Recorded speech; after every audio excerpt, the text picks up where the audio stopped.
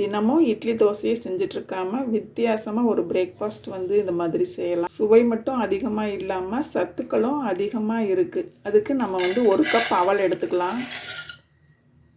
அவல் எளிதில் செரிமானமாகி உடலுக்கு தேவையான ஆற்றலை வந்து உடனடியாக வழங்கும்.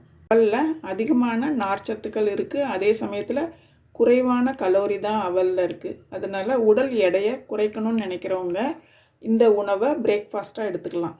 அதோட இதில் அதிகமாக இருக்கக்கூடிய நார்ச்சத்துனால இரத்தத்தில் சர்க்கரை அளவு திடீர்னு அதிகரிக்காமல் இரத்தத்தில் சர்க்கரை அளவை சீராக வச்சுருக்கவும் அவல் உதவி பண்ணும்.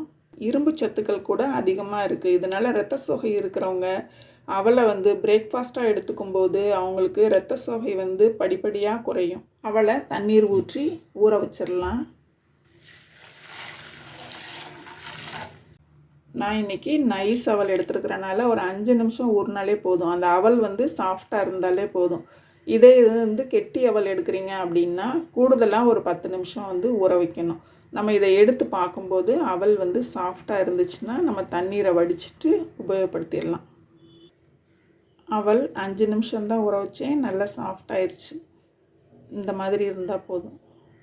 2 முட்டை உடச்சி ஊற்றணும். 1 கப் அவலுக்கு 2 முட்டை சரியாக இருக்கும்.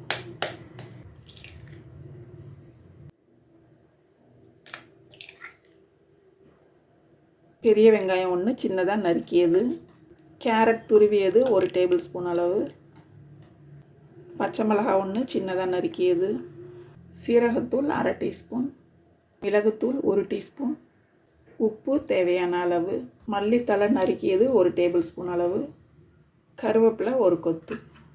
இதை நல்லா கலந்து விட்டுறணும்.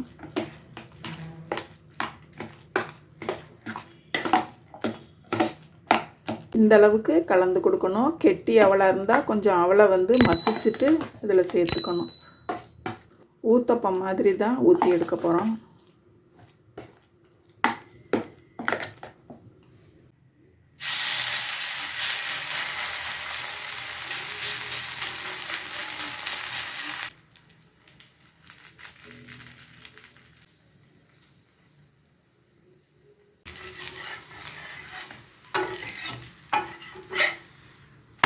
வீட்டில் செஞ்சு பாருங்கள். ரொம்ப சுவையாக வரும். நன்றி.